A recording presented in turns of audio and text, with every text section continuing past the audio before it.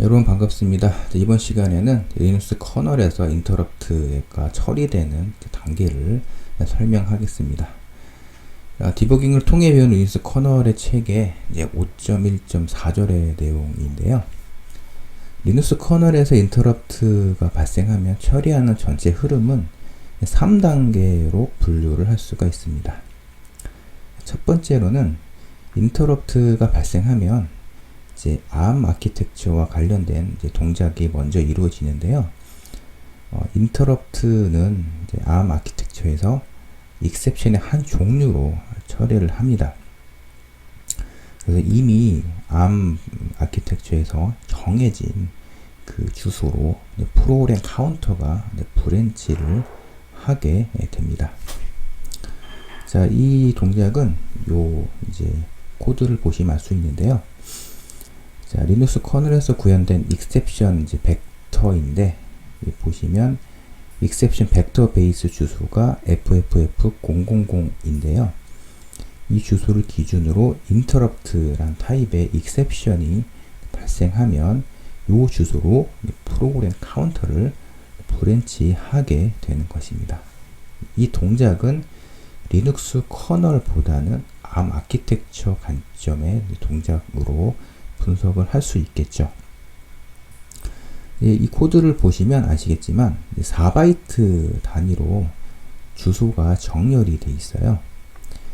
ARM 아키텍처 관점으로 익셉션에 대해서 한 걸음 잠깐 설명을 좀 드려보면, 만약에 undefined instruction exception이 발생하게 되면 ARM 프로세서는 이 주소로 프로그램 카운터를 브랜치 하게 됩니다.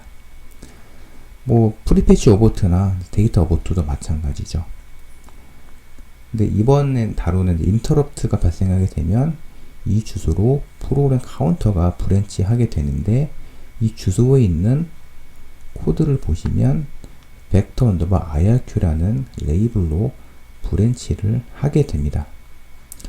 프로그램 카운터가 이 FFF0018이란 얘기는 이 주소에 있는 코드를 패치해서 실행한다고 볼 수 있거든요.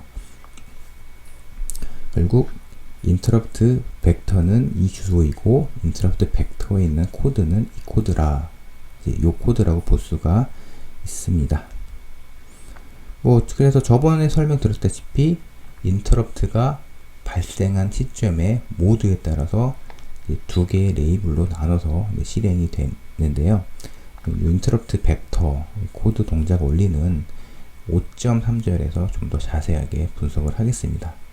정리하면 인터럽트가 발생하면 먼저 ARM 아키텍처 관점으로 동작을 하게 되는데, 인터럽트 벡터에 있는 주소의 코드를 실행하고, 이 코드를 의미하는 거죠. vector_irq라는 레이블로 브랜치를 하는 코드가 실행하게 됩니다.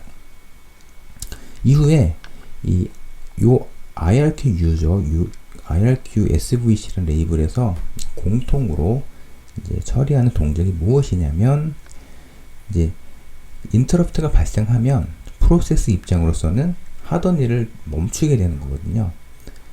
그렇다면 인터럽트를 처리하고 난 다음에 프로세스가 기존에 실행 중인 주소로 다시 복귀를 해야 돼요. 그러기 위해서는 그 레지스터 세트를 프로세스 스택 공간에 푸시를 해야 되거든요. 그 동작을 수행을 하게 되는데, 이 코드가 동작하는 레이블이 이 레이블인 것입니다. 자, 이어서 이 함수 흐름으로 커널 내부에서 그 인터럽트를 처리하는 커널 내부의 코어 함수들이 호출이 되는데, 이 함수들을 IRQ 서브 시스템이라고 부릅니다. 디바이스 드라이버 관점으로는 이 목록에 보이는 이 코드들은 리눅스 커널 내부에서 처리되는 코드이기 때문에 이 코드의 일단 동작 원리만 파악하면 될 것 같습니다. 자, 이 루틴은 리눅스 커널의 IRQ 서버 시스템이라고 볼 수 있는데, 이 함수들은 뭐 인터럽트에 관련된 예외 처리를 한다거나 혹은 인터럽트 디스크립터를 통해서 인터럽트의 세세한 자료 구조를 관리하는 그런 동작을 수행하게 되는데, 결국 이 함수에서 인터럽트 핸들러를 실행하게 되는 것입니다. 인터럽트 핸들러에서는 보통 그 인터럽트를 이제 올려준 하드웨어에 대한 어떤 설정을 하게 되고요. 이 설정은 그 여러분이 제어하고자 하려는 그 디바이스의 데이터 시트에 좀 명시되어 있는데, 어떤 방식으로 이제 이 하드웨어는 인터럽트의 변화를 올려주는지에 대해서 파악하고 이에 대응되는 코드를 인터럽트 핸들러에 작성을 해야 합니다. 가장 대표적인 예로 화면 업데이트를 예로 들 수가 있겠습니다. 자, 이제 제가 이 페이지에서 설명된 내용을 좀 정리를 했는데요. 다시 한번 설명을 드리면, 리눅스 커널에서 인터럽트가 처리되는 흐름은 1단계로 ARM 프로세서 관점으로 볼 수 있는데, 인터럽트가 발생하면 실행 중인 코드를 일단 멈춘 후 인터럽트 벡터로 실행 흐름이 이동하게 됩니다. 실행 중인 코드를 멈춘다는 이 관점은요, 프로세스의 관점이고, 인터럽트 벡터로 실행 흐름을 이동한다는 점은 이제 ARM 아키텍처, ARM 프로세서 관점의 동작으로 해석을 할 수가 있습니다. 2단계로는 이제 인터럽트 벡터로 프로그램 카운터를 브랜치하고 난 다음에 인터럽트 자료 구조를 관리하고 예외 처리를 수행하는 커널 내부의 코어 함수들, 이 함수들을 관리하는 리눅스 커널의 서브 시스템을 이제 IRQ 서브 시스템이라고 부릅니다. 이후에 인터럽트 디스크립터를 읽어서 해당 인터럽트에 해당하는 인터럽트 핸들러를 호출하게 됩니다. 그러니까 여러분이 이제 디바이스 드라이버 관점으로 봤을 때 request IRQ 함수를 호출해서 인터럽트 핸들러를 등록하게 되면 이 과정을 거쳐서 인터럽트 핸들러 함수가 호출이 되는 것입니다. 3단계로는 이제 디바이스 드라이버 레벨에서 등록한 인터럽트 핸들러 내부 함수가 호출이 되면서 인터럽트 발생에 대한 처리를 수행하게 되는 것입니다. 근데 하드웨어 변화에 대한 처리를 이제 인터럽트 핸들러에서 처리하게 되는데, 이제 5장에서 이제 여러 번 반복해서 이제 말씀드리는 내용인데, 인터럽트 핸들러는 빨리 그리고 간결하게 실행하는 코드로 구현이 돼야 됩니다. 그 이유는 이제 프로세스 관점으로 봤을 때 인터럽트가 실행 중인 코드를, 그러니까 프로세스를 멈춘 후 실행되기 때문에 인터럽트 핸들러에서는 코드 시간이 길면 안 됩니다. 자, 다시 설명을 좀 이제 이전 페이지에서 설명한 내용을 좀 더 자세하게 설명을 이제 하는 내용을 좀 적었는데요. 비슷한 이야기입니다. 네.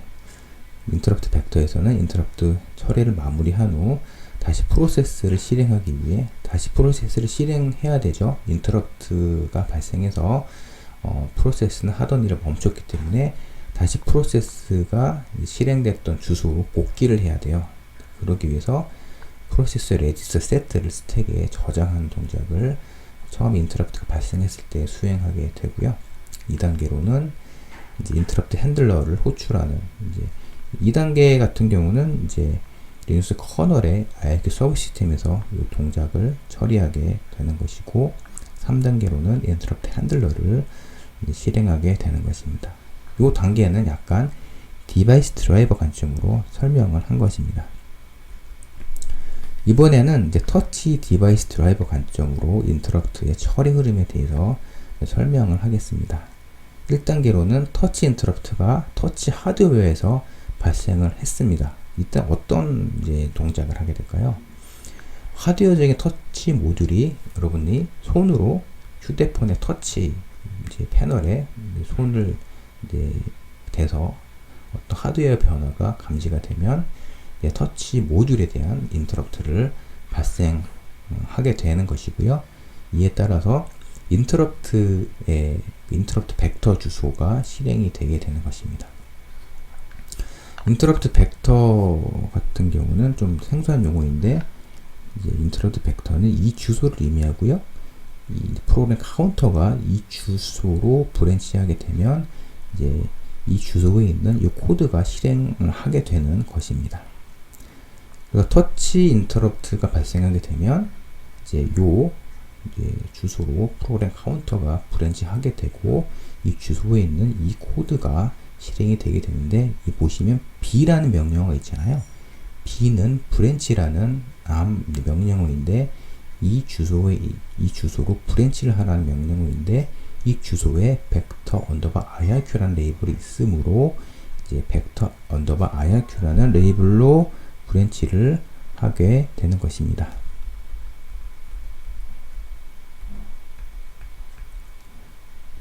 자, 그러면 이제 뭐 터치 인터럽트 핸들러가 이제 IRQ 서비스 시스템, 리눅스 커널의 IRQ 서비스 시스템에서 처리가 되게 되고요.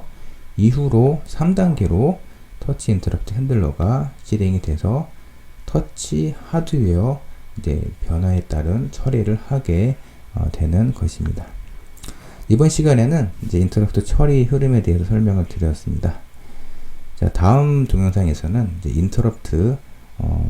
인터럽트가 발생하면 이를 나타내는 인터럽트 그 컨텍스트에 대해서 설명하도록 하겠습니다. 여기까지 시청해 주셔서 감사합니다.